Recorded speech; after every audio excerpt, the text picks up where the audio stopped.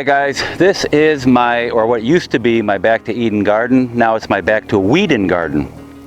So, what we did here last year, well these are my potatoes first of all. What we did here last year is we sprinkled seven or eight buckets of manure, chicken manure, all in this area here. And then I ended up tilling it all in, so it's all mixed in with the composted wood chips. Let it all compost through the winter. And then in February, I think it was February 18th, we planted our potatoes here. And I also added minerals. The minerals that I had ordered for my soil test. Sprinkled that all in here. And as you can see here, they are doing wonderful. I mean, they're green, lush, and healthy. Last year it wasn't this way. It was okay, but a lot of the leaves were green, yellowish, and you can tell they just weren't quite that healthy compared to this year. We had a little frost the last 2 days at night, and some of the leaves got hit a little bit, but other than that, the frost is that was kind of a bizarre thing. I mean, we haven't had frost since mid-early March. So we are now in early April, and we just happen to get another cold front come through, and oh well, you know, what are you going to do? So they are doing great, they're healthy.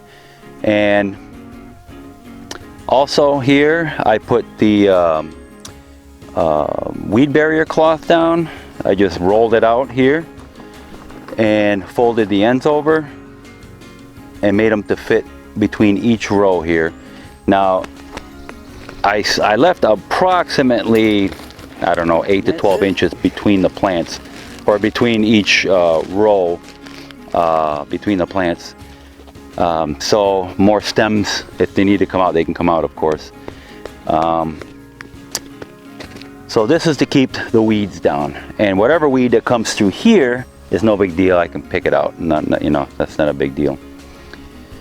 Also, what we're going to be doing, or actually what I did over here, is along this trellis here, I'm going to be planting peas. So what I did here also, I tilled all the weeds in. Okay, I mowed everything down here, and then I tilled all the weeds, the remaining weeds that were there, tilled those all in. I took my shovel and I dug out all the way till I reached the dirt that's underneath the wood chips here, or the composted wood chips, and flipped it so it'll mix in with the compost. Then I smoothed it out with the rake, spread my minerals on it, smoothed it all in a little bit, or I should say worked in the minerals. And now we're ready to plant peas. Now, if you've never planted peas or any of your beans, your legume family, it's best to inoculate them with Rhizobium bacteria. Now you can pick this stuff up anywhere. I think I got mine at Johnny's Select Seeds. Yeah, I think it was Johnny's Select Seeds. I'll put a link where I got it, but it's Rhizobium bacteria. It's called Guard N, I think it's called. What the Rhizobium bacteria does to the root system is they have a symbiotic relationship with the root system, and it helps build those nitrogen nodules on the roots of your legume plants. And that's why they store the nitrogen there. So, I mean, you don't absolutely have to do it, but it really does help, because some soils, they have very little of this Rhizobium bacteria, and others have more. So if you've really never had a problem with it, you probably don't need to, but if you do, it'll boost the plant that much more. So let me show you how to inoculate the seeds. Alright guys, so when you're ready to start planting, I put my peas. This is estimated what I'm going to be planting. I don't know, I might have a lot left over.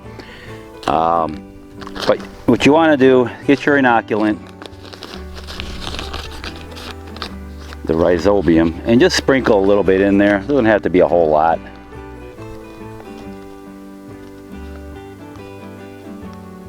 That's good. I don't know. 1/4, half teaspoon, something like that. Probably more like a half teaspoon to a teaspoon, I should say. Half teaspoon. All right. So we're going to turn on our water just a little bit. Yeah, that's a lot.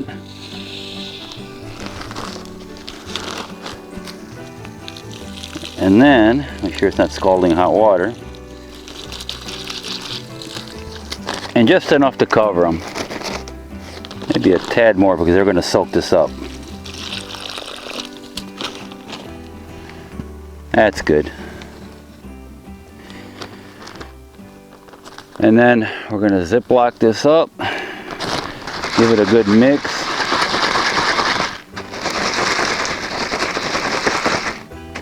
We'll let those bacteria have a good time in there. And don't put this in direct sunlight, but I don't know, leave them in here for a half hour to an hour. Let the peas absorb all the water and the bacteria, and that will inoculate your peas. All right, guys, we are ready to plant the peas. Now, when I inoculated them, the water level was past the peas, oh good, 3/4 of an inch. And you can see how much it absorbed already. So that's good. It's been actually a couple hours. So it's absorbed enough. So what we're gonna do now is we're gonna plant these about ½ inch to an inch deep, and I'm gonna space them apart probably 6 inches roughly. All right.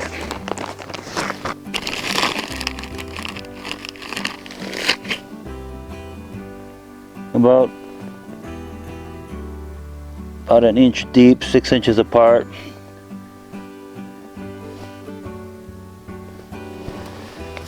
And then after we're done with both of these rows, we'll give them a good watering, and they should start sprouting pretty quick.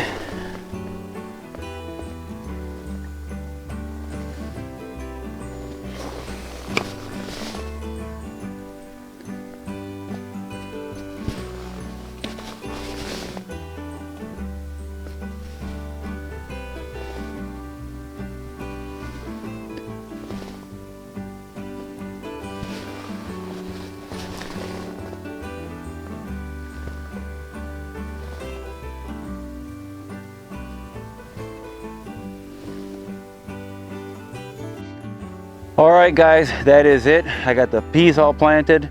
I got the weed barrier cloth down here. My potatoes are doing great. Oh, I didn't mention it, did I? But the peas that I planted, they're called Wando peas. W-A-N-D-O, Wando. They are very heat tolerant peas. In fact, they are one of the most heat tolerant that I've done research on, and they do great here in the South.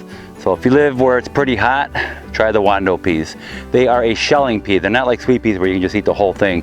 You have to shell them and take the peas out, but they are delicious. I had them last year. All right, guys, so this is done. My peas are planted. I will keep you updated on how things are doing here, and also on my garden in my orchard. And until then, guys, thanks for watching the video. I really appreciate it. And please like, subscribe, and share. And I will see you guys in the next video.